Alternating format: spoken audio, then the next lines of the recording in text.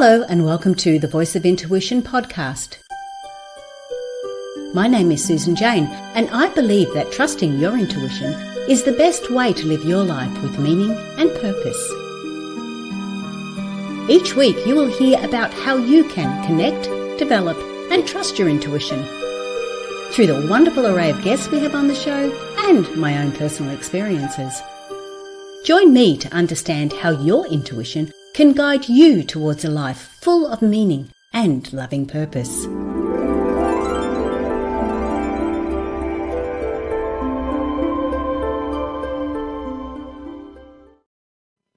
Hello and welcome to the Voice of Intuition podcast. I'm Susan Jane, your host for the podcast. And today this episode is all about trusting the process. Now we've talked about the scissor energy. We've talked about the symbolism of the scissors. I'm going to go into that a little bit more, how we can cut away those things that we don't need. But today it's all about trust because we have those areas that we need to look at.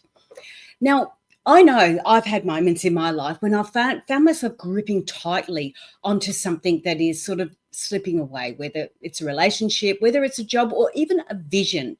I know I had a really big vision that I saw I wanted to achieve, and I sort of felt like it was drifting away from me. And I remember fighting and trying to hold on to it and believing if I just tried a bit harder, it'll all be the same or it'll all work out. But it didn't. And often it doesn't. The more we hold on to it, the more often it slips through our fingers. And a lot of that is because we're not trusting the process. We're not trusting the process of how our life is supposed to be unfolding. We're trying to hold on to what we know, what we're aware of, what we feel comfortable with, and we're not allowing the process to move on. I remember a long time when I was in my marriage still, and the old trust the process of life to take care of me. I would use that mantra. I trust the process of life to take care of me. And I'd do that when I was walking. And it was a way of me sort of going, I don't have to control everything. I don't have to make everything work. I need to sometimes allow the process to start working by itself. And these are part of the 3 steps. The 3 steps is allow, open, and experience. They're the 3 steps that we're going to be talking about too. But trusting the process can feel really hard. And the main reason why it can feel really hard is because of that uncertainty. I know I crave control. I know I do. I know I seek assurance in what I do. But life isn't always about that. It isn't always about having to be in control of everything. And this is where that fear starts to come in. Fear of the unknown, fear of making the wrong choices, fear of being alone. You know, we can stay in a relationship just for that fear in itself, for being alone. And it's these fears that keep us stuck, keep us playing the same patterns, keep us refusing to move on or to let go. And this is where we need to trust. Now, you can imagine in a relationship, if you've had a situation in a past relationship where you've lost that trust, you bring that into the next relationship and already you're starting on the back foot. So we need to assess all those areas before we move on to the next relationship. And the other aspect is, again, I go back to the law of attraction, like attracts like. If you're putting out there that you distrust something or I don't trust that person or I don't trust this or I don't trust that, then you're putting that out there as well. So you're actually putting out something that you're going to be attracting back in. And that's not what you need. We need to make sure we're moving out of that. And unfortunately, trust is really, really very significant, obviously, in a relationship. And this is where we can have some of our major problems.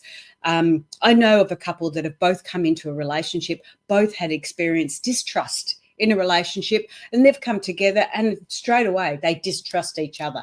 They hadn't worked on those patterns. They hadn't worked on the situation. They hadn't worked on their responses. They hadn't worked on themselves enough to understand what it was all about before they came together. And so they've had to do that within the relationship. Now, for a while there, that relationship went quite wobbly, quite wonky. They ended up moving apart again, and they've actually come back together and they seem to be working through those areas there. There was lots of triggers in there. There's lots of things that were happening, and it's nice to actually see that they are seeing those, they're reflecting back on those and getting an understanding of what that is and where they are.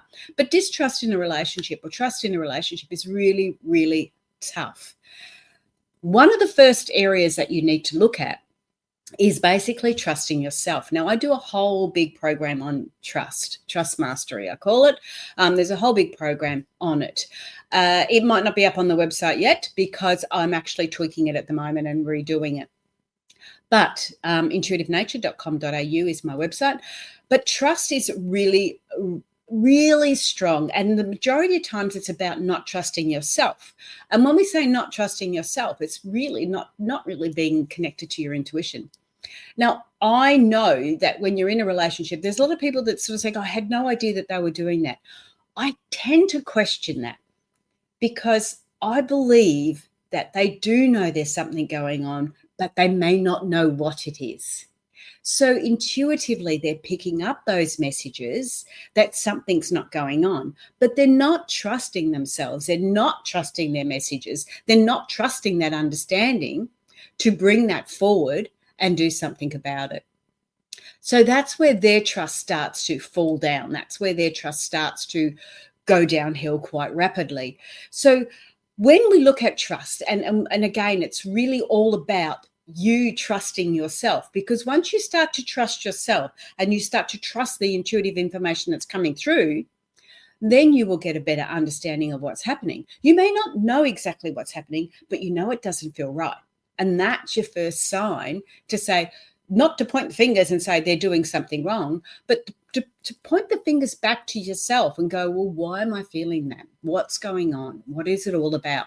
And getting a clearer understanding of it. Now, later on, I've done the same myself. I'm thinking, I just don't know about that person, not necessarily in a relationship, but somebody else. I'm just not sure. It doesn't feel quite right. Only to find, and I've pulled back, only to find later on that I was right in how I was feeling, because it was, they proved to be correct. They proved to be correct. I trusted myself and I pulled back thinking, I'm not going that way. It doesn't feel right. So trust, again, is all about it coming back to you. And that's the main thing. That's the main thing we're going to go through. Now, this is just the overall about the process, trusting the process. This is the first bit. This is how we're going to go. And when the next 3 blogs that come out, or next 3 podcasts that come out, will be about these 3 pillars of trust, and we will go deeper into them. My idea here is to actually give you the tools that you can work on to help you start moving forward in a positive manner. But I need to give you that overarching aspect of it so you know what we're talking about, because the next podcast will be about how you give yourself permission to release those resistance. The next one after that would be about opening, and it's opening yourself to new possibilities. And then finally it'll be about experiencing, and that's about being fully present in your journey. Now, I can give you those ideas. Hey, you've got them there. They're done now. Allow yourself the permission to release resistance. I've just told you that. You've got that understanding. But if you really want to know how to do that, because that's not always so easy, that's when we start to go, okay, I want to really break that down for you. And I'll just give you an understanding on that. So by allowing, what we would do is we would set energetic boundaries, we would release control, and we would practice self-awareness. And I will walk you through each one of those areas so you know exactly what you're doing to be able to allow that process to come through. Because if we don't trust the process to look after us, then who are we trusting? And that's all about trusting ourselves, because we're going to get that intuitive information to guide us, to help us through. So we talked about the symbolism of the scissors, and that's what this is all about. So I was given this information about the powers that we have. And these powers are powers that are going to take us from the 3D to the 5D. Now, I don't know if you've heard anyone talking about it, but we're meant to be moving in this new age. We're meant to be moving from 3D to 5D. Not all of us are going to get there. Take that on board. Not all of us are going to get there. until we do some of this work that I'm putting forward. Now, what happened was I remember thinking to myself, like, everyone's talking about this 5D and all the rest of it. And, they say we have to be more enlightened and we have to do this. But nobody's telling us how to actually do that. No one is explaining how to do that. And I had a very large, what I call a download, this information come to me one morning, and it was called the powers. And they gave me this information about the first power. They told me all about the powers, how we actually already have the power within us. We just need to be able to utilize it and express it. And it's like our inner strength and our power. And then they said, the first power I'm going to give you is scissor power. Now, I sort of went, okay, fine. And they said, we're not giving you any more until you have broken this right down in the way that I nerdily do it, because I'm quite analytical, quite nerdy in that context. And I did remember asking and saying, well, how come you've asked me to do this? And they said, there's not just me, there's quite a few people that are bringing this information forward, and they're bringing it forward because they bring it forward in their own way. They bring it forward in their expertise, in their way of doing things. I am quite analytical, and so I'm bringing it forward in a more structured, analytical way, because that's how I do things, and that's what I'm supposed to do. So I'm bringing you forward these powers. And again, the first one is scissor power, and we are up to the second section of scissor power, which is all about trusting the process.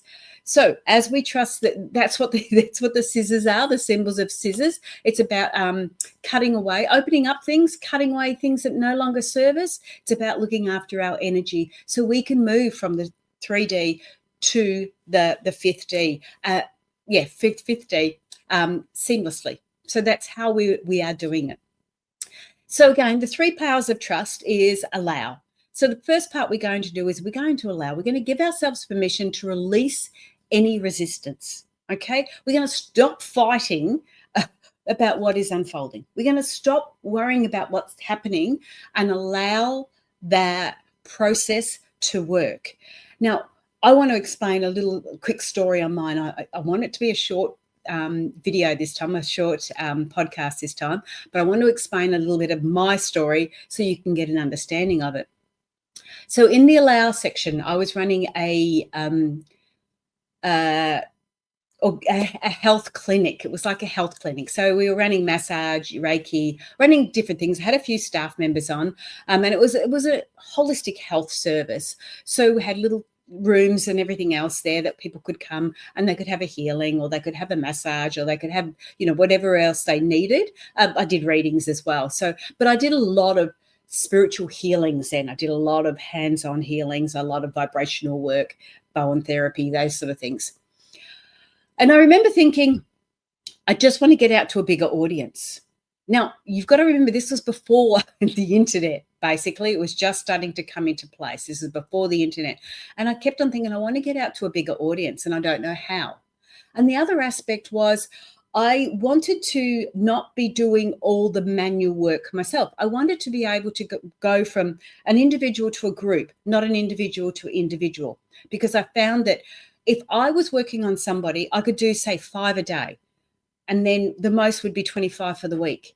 And that was it. That I was stuck there, and I wanted to reach more people. I don't know why. It was something innate in me that I needed to reach more people. So I stopped trying to create more clients. And I thought, no, I've got to look at it a different way. I've got to allow something else to happen. And my daughter came up and said, hey, Mum, why don't you go back to uni? At 48, why not? I went back to uni, and I must admit I was focusing on the health side of things, and I was focusing probably more on the eating, because we'd been on an organic crop farm for 10 years, and I was focusing more on that side of things. And anyway, she came up with this health promotion university degree, and I went, oh, I didn't think of that. And so I allowed the resistance to go. I sort of went, okay, let's be open to what goes. Let's see what happens. So I opened myself up to new possibilities. And I remember my girlfriend saying to me, if you're going into uni, how do you know you're going to get in there? Like you're not guaranteed a space or a spot. And I remember thinking, well, there was no fear. There was nothing there. It was like, well, if I don't get in for that course, I'll get in for something else. Maybe I'm not supposed to be there. So I allowed myself to release that resistance and I knew it was the right thing. Everything was lining up nicely. I knew it was the right thing to do. So I just did it. And then as I went along, somebody said to me, well, how are you going to afford that? And I went, oh, that's going to be challenging because I owned my own house, but I was paying off a mortgage and I was a single person by then. I was single by then.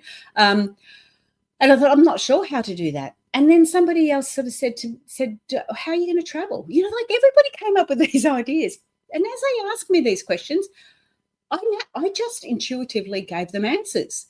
And somebody said to me, well, how are you going to do it? And I said, well, I don't have to live here. I could move and go to university and rent my house out. And all of a sudden, being open to these new possibilities allowed me to shift my energy and allowed me to look for new doors and new connections. And as soon as I said, oh, I could move and go to university, I thought of the Gold Coast because I was living up further north. I thought I could move to the Gold Coast. There's nothing stopping me from doing that. I could put renters in my house. I could move, that way. And I knew somebody on the Gold Coast who had a granny flat. I didn't know if it was empty, but I knew they had a granny flat. I thought, oh, there we go. Because the kids had all left home, I could do that. As I opened myself up to these new possibilities, new things started to come in. I phoned that guy up, phoned a couple actually, but I found the fella up that I knew.